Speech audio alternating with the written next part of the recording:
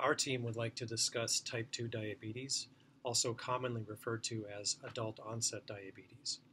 In order to grasp the importance of this topic, it's important to give you a very brief summary of the problem.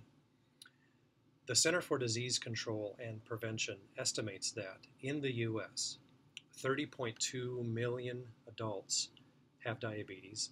That's 12.2% of the population. And 84.1 million adults have prediabetes. That's 33.9% of the population. Now, those numbers reflect both type 1 and type 2 diabetes, but it's estimated that 90 to 95% of those cases are type 2, making it far and away the majority of cases. Type 2 diabetes has two well-established correlations. The first is obesity, which is increasing in this country. The second is advancing age, which is also increasing in this country. In the US, diabetes was the seventh leading cause of death in 2015. It is the major cause of blindness from what's called diabetic retinopathy. It is the leading cause of end-stage renal disease, and it increases the risk of coronary heart disease by 2 to 4 times. Now, what do we mean when we say diabetes? What is that exactly?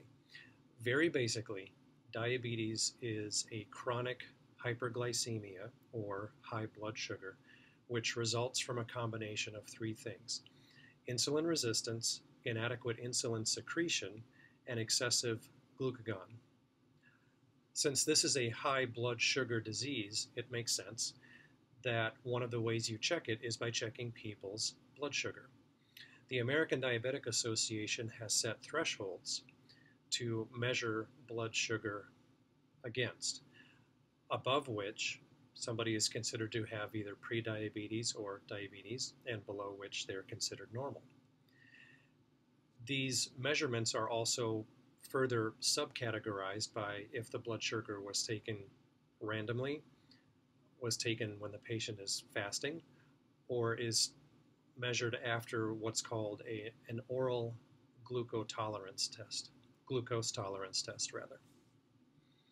There's an additional test, blood test, that looks at what's called hemoglobin A1C, which is also a diagnostic measure of diabetes.